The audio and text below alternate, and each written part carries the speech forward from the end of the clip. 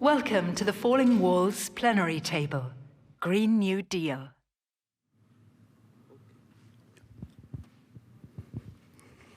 Hello everyone, thank you for coming. My name's Ed Gerstner. I'm the Director of Journal Policy and Strategy, and I'm also the Chair of the Springer Nature SDG program at Springer Nature. Today we're talking about, as the voice of God told you, the Green New Deal. How will it succeed? And the economics of the Green New Deal. How do we address the challenges that we face today and for at least the next 100 years through economic policy, through science, and through bringing people together? So if you hadn't joined the previous session, the format of the circle panel is that I will introduce the speakers, or the panelists rather, and I will ask them a question, which they'll briefly answer, to set the stage for a conversation that we'll have for the subsequent 30 minutes. After 30 minutes, then we will open up to questions from the audience and online, and then I will try to synthesize what it is that we discussed. What conclusions did we make? How do we move forward in the challenges that we face as a society? So first, let me introduce the panelists. If you would like to take a seat, anywhere except where my pad is. So first up, Kumsal Bayazit, who is the Chief Executive Officer of Elsevier and has been since 2019. Next up, I'd like to invite, sure. Next up, I'd like to invite Mark Ferguson, who's Director General of the Science Foundation of Ireland and Chief Scientific Advisor to the Government of Ireland.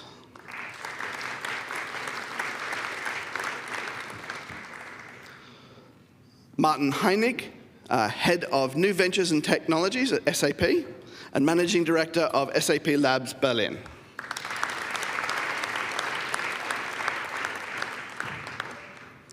Andrea Noske, who's Head of the Division at the German Federal Ministry of Education and Research and has been since 2015.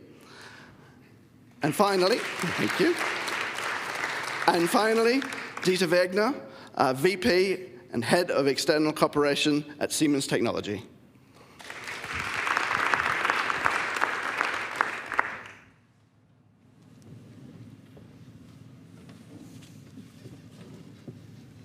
Okay, this is where we find out if the microphones are on. And in the right place. So we want to start with the question, and we'll go around anti-clockwise, just as Mariette did in the previous session. And the question is, can you name one measure that needs to be put in practice as soon as possible with respect to research, innovation, and technology in order to keep global temperature rise below 1.5 degrees C? Kumsal. Thank you, Ed. It's a profound challenge. I don't know if we'll have disagreement on the measurements, but if I had to pick one, I would pick greenhouse gas emissions and levels and the decrease in that as the one measure. And I think it's really important to embed that into individual, organizational, national, and international targets. And I hope that it will become one of those metrics that we look at to evaluate government performance, like GDP growth and unemployment, or organizational performance like revenue growth and profit growth. I think that's the way we're going to be able to drive change. And I think it needs to be a combination of driving human change and behavioral change. We all know we need to travel less. We all know we need to consume less. We all know we need to consume less meat. But that's behavioral change that takes a long time. And I still think we need to focus. We have a lot more innovation to deliver ahead of us to be able to scale solutions for alternative energy sources as well. Thank you. Thank you.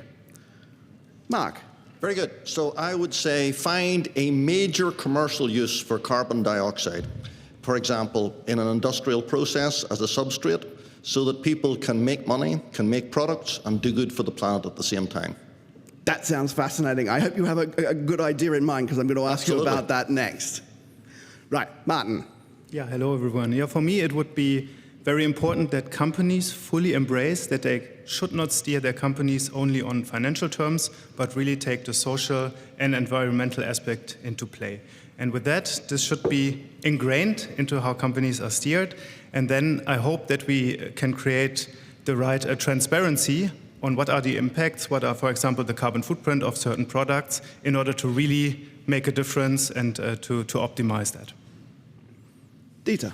Digitalization is a strong enabler for sustainability, and technologies like digital twin or artificial intelligence. But the question is how to bring it to the field and to the existing factories and plants.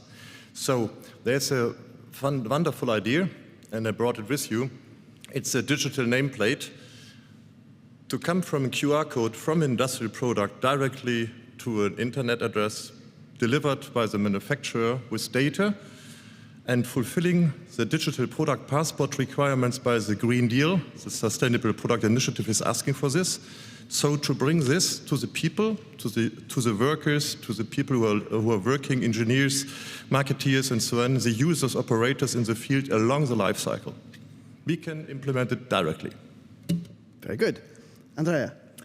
Oh, these are great methods, but I would like to add something. I would like to add that we urgently need to remove carbon dioxide from the atmosphere. And for that, we need some nature-based and also some technology measures to remove carbon dioxide. And although I do not know exactly what is the best mix, I would say we need to address these topics, these methods, and I do think that we need much more science to come for these mix. So first, try to do these. How long does it store carbon dioxide? And of course, like the table before us said, we have to discover, is there risk? What is the society think of that? And how can we communicate and to take more exception in the society about that? Thank you. So we have reduce emissions, consume less. Let's find a way to monetize CO2. I love that idea. Corporate social responsibility, and including the importance that we give back to society as well as give back to shareholders. Digitization in order to improve how we track things. I thought in the statement that I read from you is that if you can't measure something, you can't control it. And I think that's really important. The better that we can measure things, the better that we can control it. I think that's a really important part of the equation. And CO2 removal. How do we remove CO2? I just want to talk briefly on that. Have you seen technologies that you thought that's the answer? You said you didn't know what the mix would be, but what one technology in that were you impressed by? Well, nature can do it.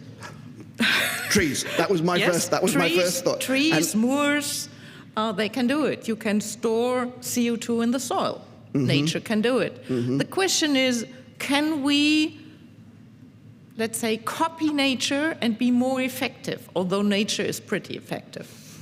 Nature is pretty, well, it's had several billion years or million years to optimize itself. I want to hear more about monetizing CO2. So I don't think there's any one solution. I think there's going to be a whole load of solutions, but let me give you a kind of vista of what the future might look like. You can take a bacteria, you can make a few genetic changes in the bacteria, and it can use CO2 as a substrate instead of sugar. There's never been any reason to do that in the past. Sugar is very cheap. Why would you want to change the substrate? But actually you can. And so now you can remove CO2, and now you can make things. You can make chemicals, you can make the starting blocks of plastics, whatever. Another thing you can do, you can take a plant, you can genetically engineer it to have deeper roots.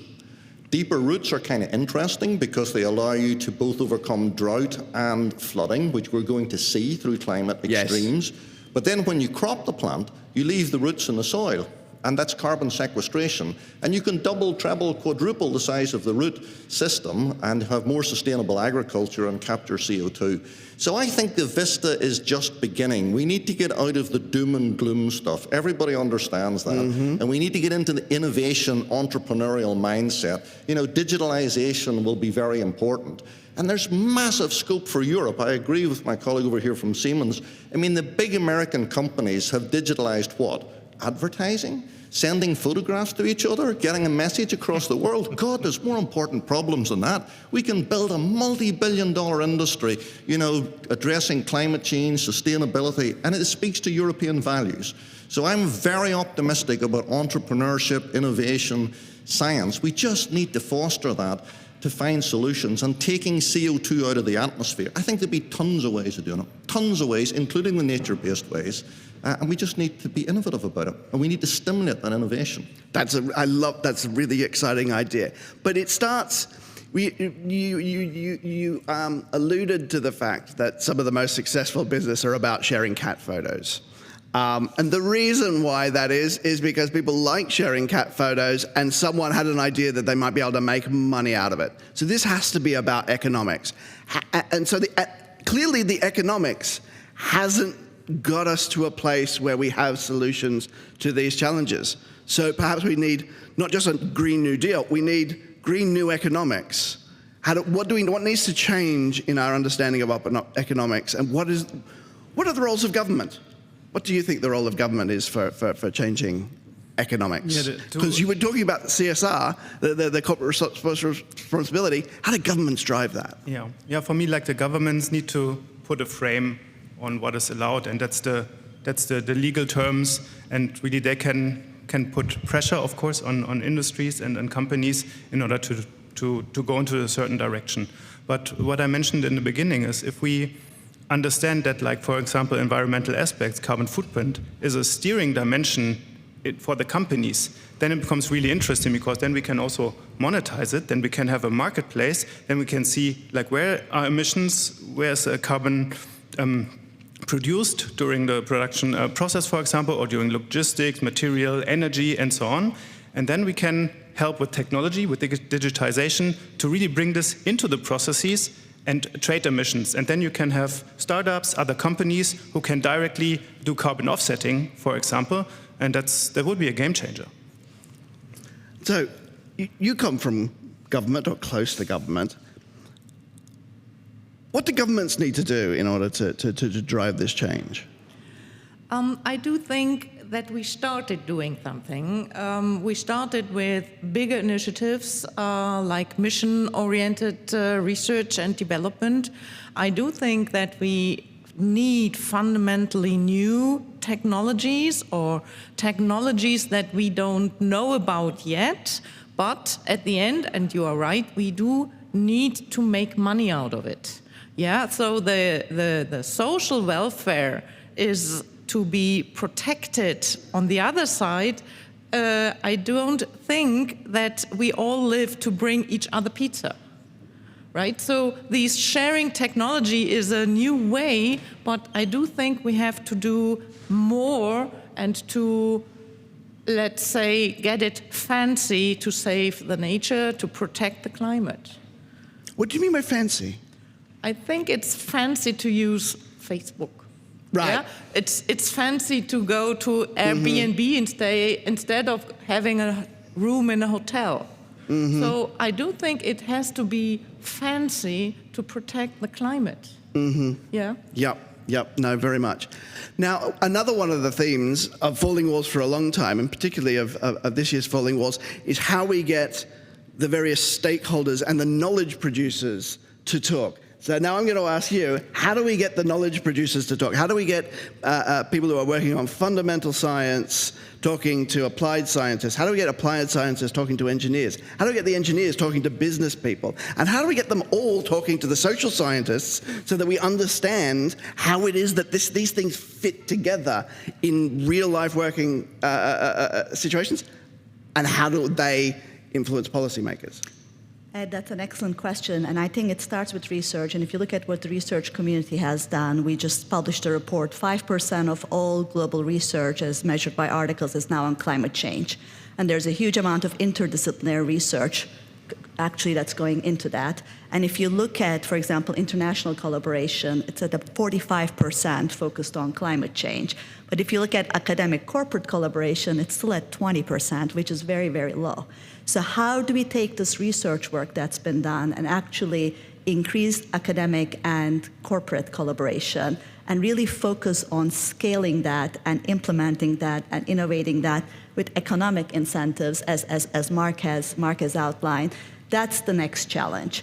And it is going to require us to really move into applying the research into real-life situations and figuring out making it economically attractive and feasible. And that requires collaboration. It requires international collaboration. It requires more academic and corporate collaboration. Are you optimistic? I am very optimistic. Why? Because this is human nature. We solve big problems that come our way. The pandemic has shown that. And if we actually put our mind to it, and I feel the sentiment is so much stronger now than it was 5-10 years ago in terms of this is a real problem, we got to get together and we got to solve it, and we will. So there's a lot about cooperation. People like interacting. People like talking to other humans. But markets are about competition, and politically globally, as the situation gets more and more challenging, there will be the increasing scarcity of resources is going to feed conflict. So we're going to need to do this in a period of conflict. How do we do that? Yeah, I think the Green Deal is a good strategy to bring sustainability in the middle of the game.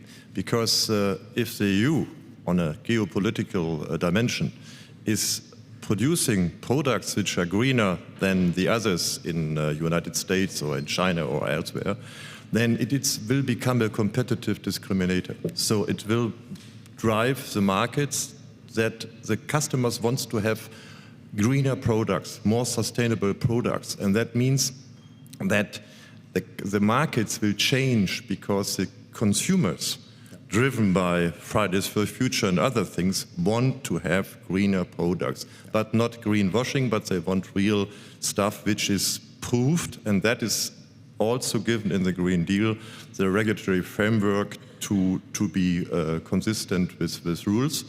And that is a chance for European Union to bring up this. And this will also help us to become also competitive in the global scale. But of course, we have to do it. And I can only say we need speed.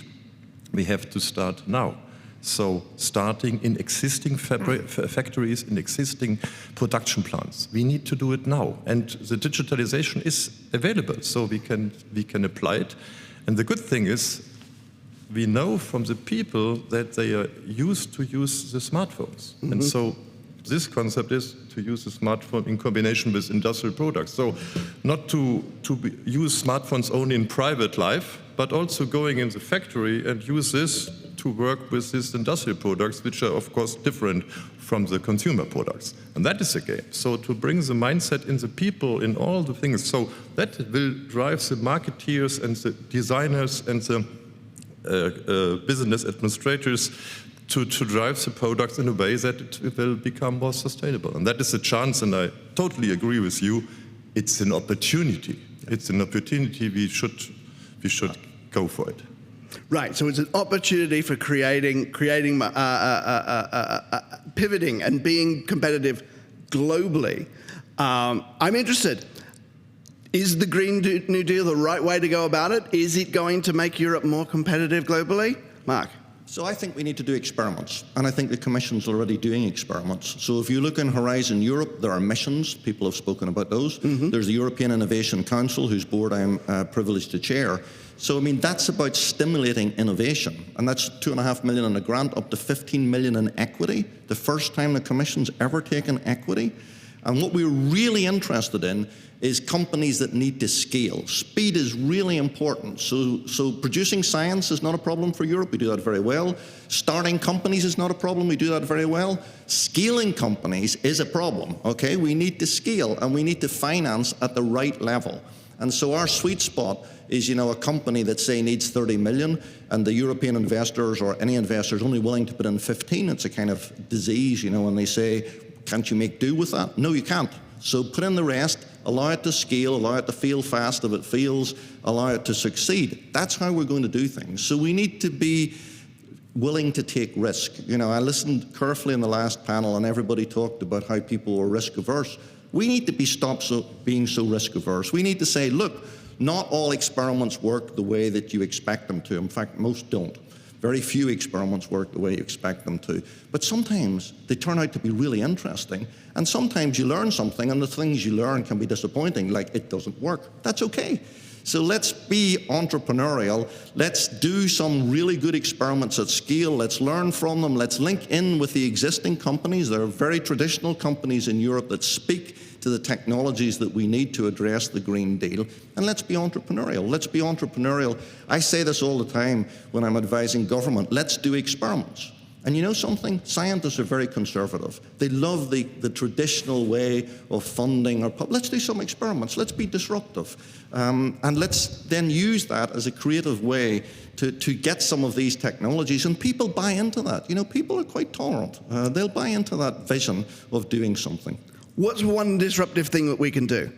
So one disruptive thing I think we can do is we can fund at scale, and we can be very clear that there is absolutely no disjoint between being a top scientist and having a top business. Those two things are completely compatible.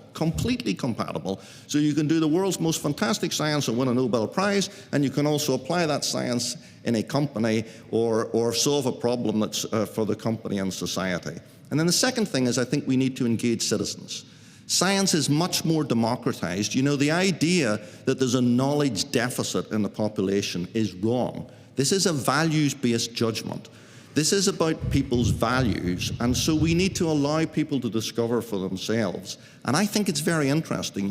Will the people who are against genetically modified plants be against them if they're actually taking CO2 out of the environment and making the world better? That's a really interesting question, because it's a values-based question, and we need to start talking about values with the citizens, because that's where they're coming from. They're not coming from the fact that they don't know. They're coming from a different values base. Yes.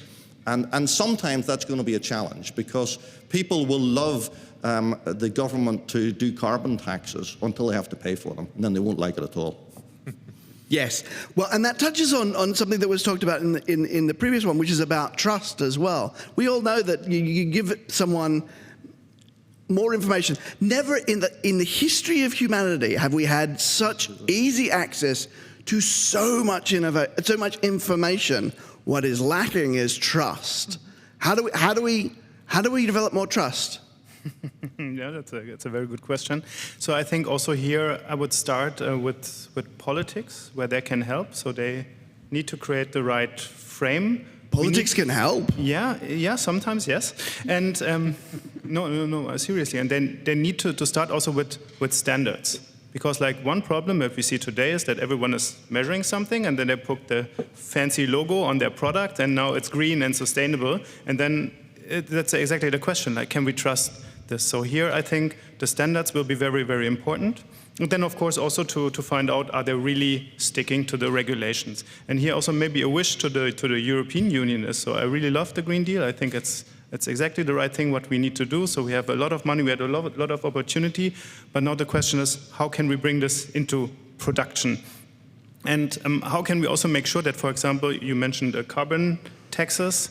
So how can we make sure that companies are not avoiding them, because carbon taxes in Europe or Germany are so high, so we produce everything in another part of the world which produces the same carbon emissions, so it's not helping the world at all. So we need to make sure that we have the fair trade here, so to say, that we make this possible. And another aspect that you mentioned, also very important. So it's true that we are good in Europe to create new ideas and also startups, but the scaling piece, that's really a big issue. Yeah. So I also hear from science that they're saying, when we have a good idea, it's much easier to go to US and then make it big. And that's a serious threat also to us. And here also the European Union can maybe help that the European market, which is a quite big market actually, that we can really leverage that and make it easier for entrepreneurs to tap into this market. Well, scale was where I wanted to go next. Dieter, can Europe scale? Scale up, you mean? Yeah, scale up. We have an idea or a product or something. It's not going to work. It's not going to work if it's just a niche thing. These are global solutions we need that have to be at a global scale. And we're talking about the European Green New Deal. Can Europe scale? Absolutely. And how? You give the magic word standardization. Because, for example, this digital nameplate, we created a standard, an IEC 61460, and that is started in Germany with a DIN spec, with a pre-standard, and then we brought it up to the international level on the IEC, and on that level you can use it on a global scale, and that is very important. Otherwise, you can't put it to the other markets. But the other thing is that you implement it, because the standard is nothing worse if you don't use it. So that is the thing. So the industry is now in the role to start with that. And in the Industry 4.0 initiative in Germany, we try to implement it, but also I try to bring it in the European level with the Digital Europe and an Orgalim organization with the associations to convince the people that we can start with that immediately, because there is no difference between a factory in Italy or in Germany or in Sweden or in Denmark. You can start it elsewhere.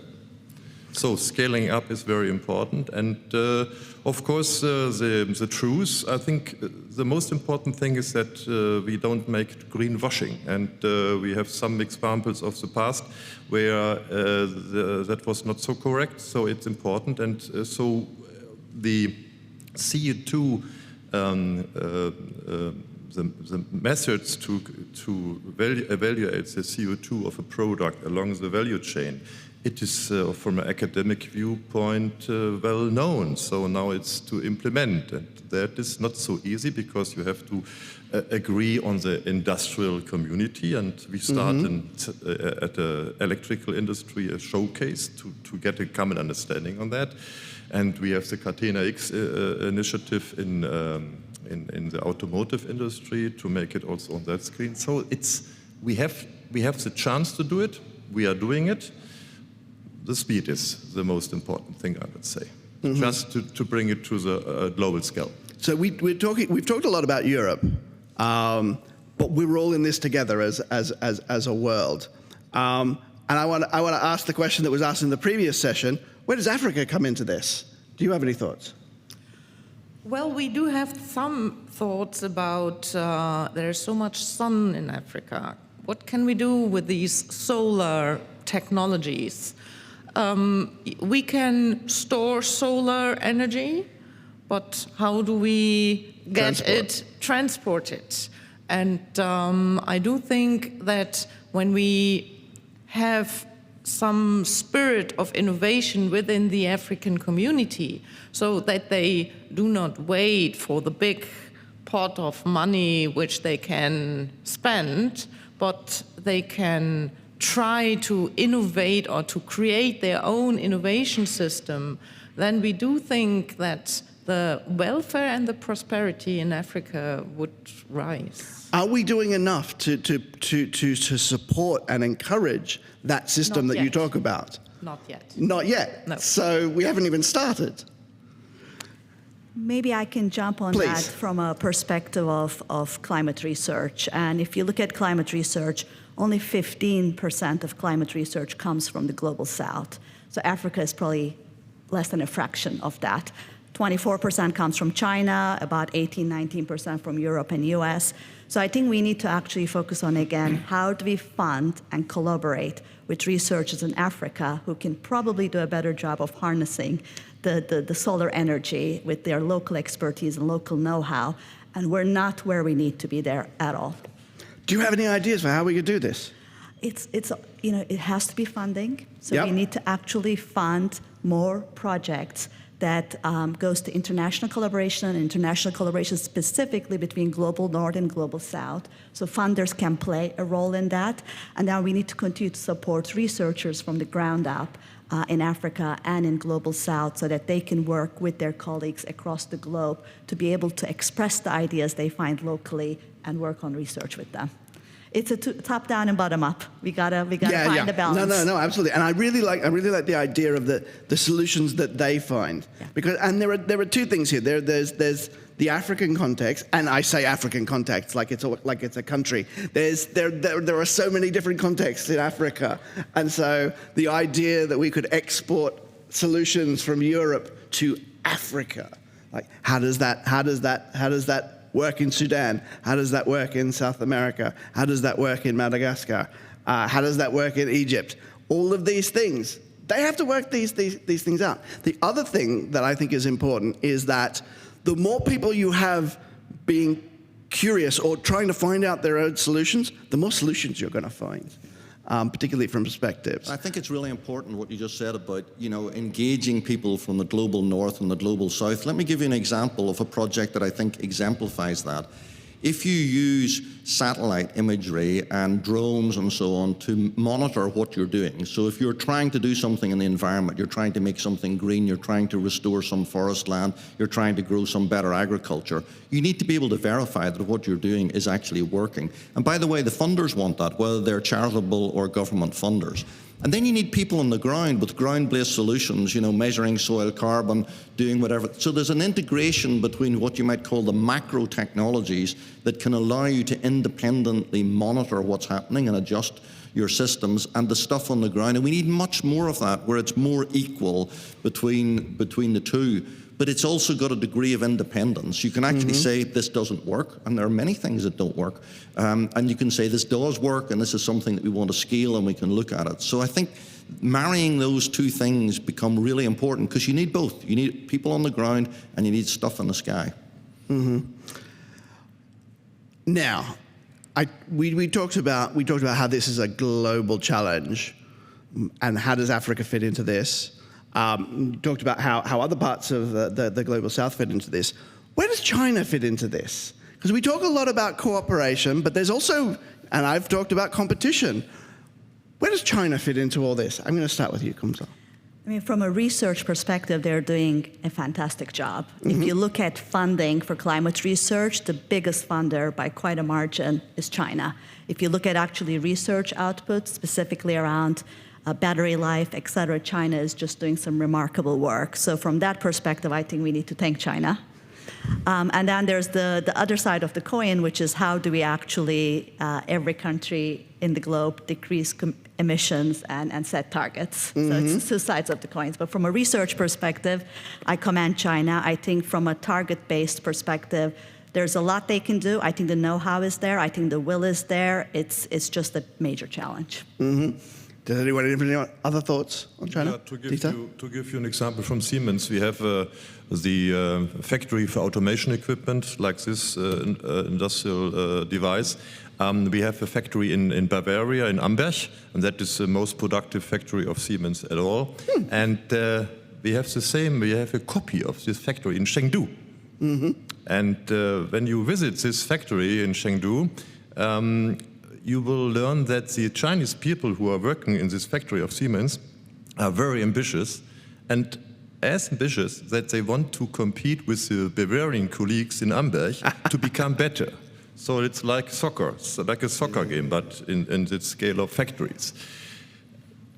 Taking this into account, I'm very sure when we bring this concept to Chengdu and to Amberg, it will work in both factories. And that means we can spread it to other factories on a Siemens scale. but we can take other companies. So if the European companies start with that, it will have a roll out to the world. So not by regulation, just by doing. Because everybody will learn, okay, it's better to increase the energy efficiency by using digitalization in case of this. And in the younger generation, they won't accept any more CO2 emissions, so they want to get rid of. But if you give them a tool or create, in the best case, you make it together with them. Yeah? You create a tool which helps us to make the world more energy efficient. Of course, they adapt it, and then it will come by itself. It's a self-involving process, and I'm very sure that has nothing to do with global location. The young generation has understood CO2 must go down. Yes, and actually that's where we get the fashionable element. Yeah. I think that you were saying. Okay, now I'd like to pass to questions. Yes, great. So I'll just wait. There we go. My microphone's on. We're taking questions once again from the audience here physically and from our online audience. I'd actually like to start with a slightly different question, though, which has been inspired by Berlin Science Week.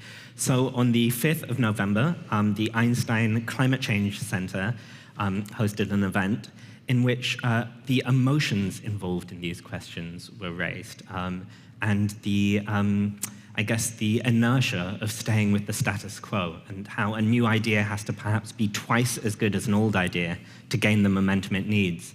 How do we begin to overcome these emotions? Companies' emotions. I'm going to put that to you first. Companies' emotions. So what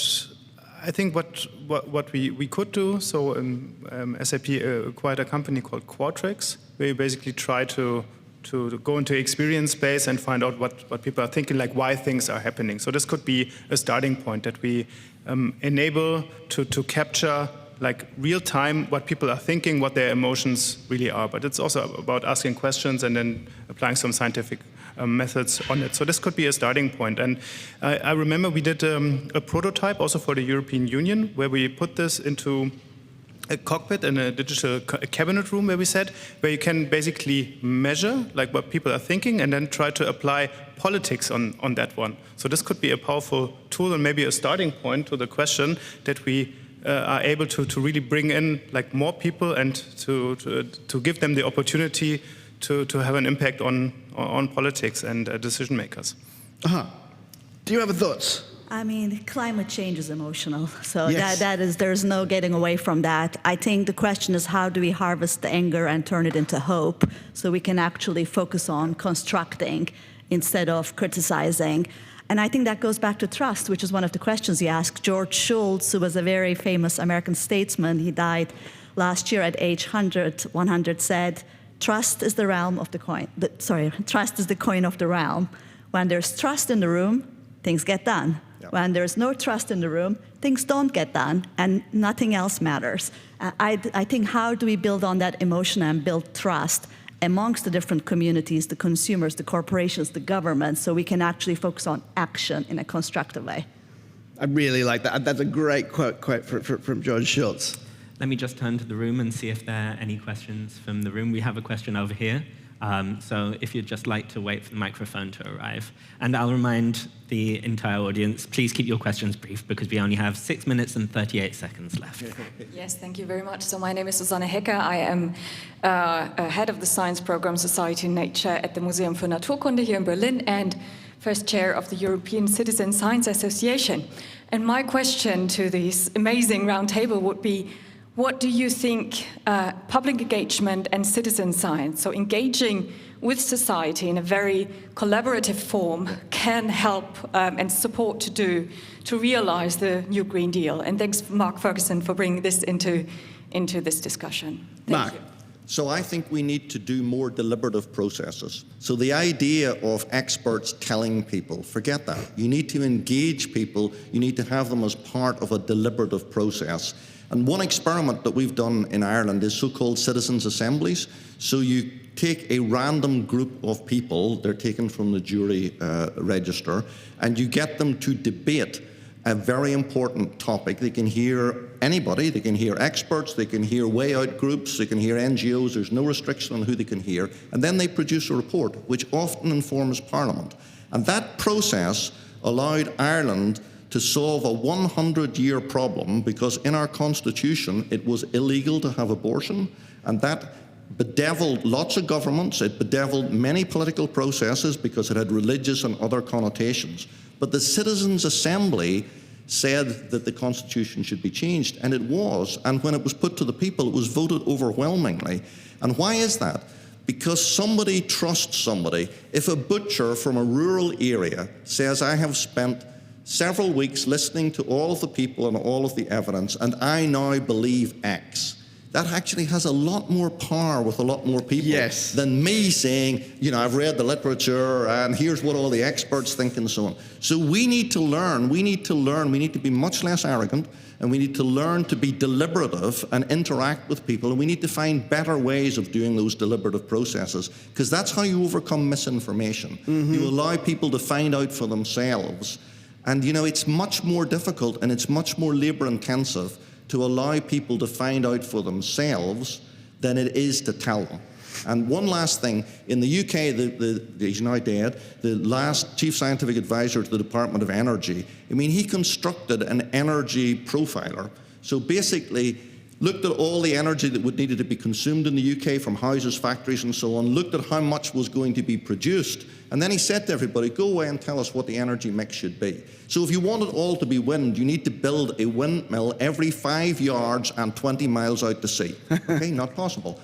What happened? For the first time ever, Greenpeace said nuclear had to be part of the equation. Because when you actually look at the calculation, you can't make it balance. We need to learn how to do that. We need to use these kind of calculators. How we solve things together.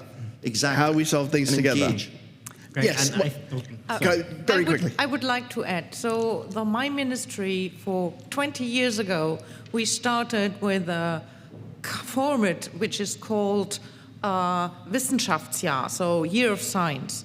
And we started with the basic science, with natural science, and then we started to put more complexity in this system. And every year we had a different topic, and we tried to engage people from the streets coming into a debate group, or kids in school, or wherever, and of course in the museums as well. And I do think that within these 20 years, we tried and did some changes in the so-called trust. But if you see the debate just recently, is nuclear power part of the energy mix? Then I have to say, of course, if you take CO2 in this calculation, but what about the radiation? And we do not have any answer to this risk of the disease or the risk of future diseases to come, and we do not have an answer to what is security in the Müll. Yeah, I mean, how do we waste? In the waste. I mean, the waste is a big problem. Another question. Yeah, we can and probably should have a circle table just about the topic of nuclear energy. Oh gosh, yes. But I believe I saw a question over here. Thank you for this inspiring talk on this table. I would like to ask you about a vision. You know, we have been talking about solving problems, but, you know, where would you see the entities that actually build vision for Europe of a new Green Deal that is bigger than problem solving? CO2 is one aspect, but think about life as such, right? I mean, we do know that life as such is so much bound to our human health. So I think the vision building is something that also needs to find its place in the new Green Deal. Thank you. Very good, thank you. Okay, I'm going to give you 15 seconds each to talk. Where does vision come from? The vision has to come from the people. We need good leadership. Good leadership. I'd like to see some of that. I would agree with the people. Vision comes from every one of us. Vision comes from the citizen of European Union. Yeah, same for me. Vision comes from the people.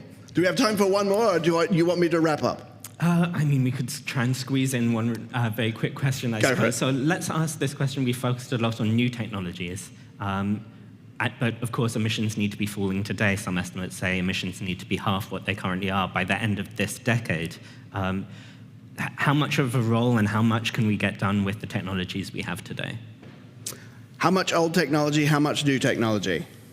I mean, at RELX, which is the parent company of Elsevier, we decreased our carbon emissions by 64% from 2010 to 2020 with the existing technologies. So I think a lot can be done with existing technologies. Need both. You need to use the existing technologies now, and we need to invest and have even better technologies in the future. It's not an either-or, it's both. Yeah, I would agree. So my hope would be that the new technologies can accelerate things. So that's what we need to do. Taking your existing technologies and enhance them with newer technologies like artificial intelligence, digital twin, and so on. Hybrid. Okay. And I do think we need to decouple growth with the resources we have. Our resources are not endless. And so I do think that we need new technologies with future circular economy stuff and to invest new things by that. So reusing. Reusing. So, to wrap up, well, we need to reduce emissions. We need to create less CO2. We need to consume less, but and we need to be mindful of our consumption. We need industry and governments that don't just think about the dollar, but think about the well-being. We need new technologies like digitization, and we need to find a way of pulling the CO2 out of the air. How do we do this? We do this by cooperation, by giving power back to the people. I think that was where we got to at the end. That was this was not where I expected us to get to. Not that I firmly believe that, but involving the people, because we're all in this together. And if you're involving all the peoples of the world, then all the governments of the world will follow, I hope, because there's no other way out of this. Thank you all. Thank you all for a really stimulating, deeply enjoyable discussion and an important one. And thank you all for listening.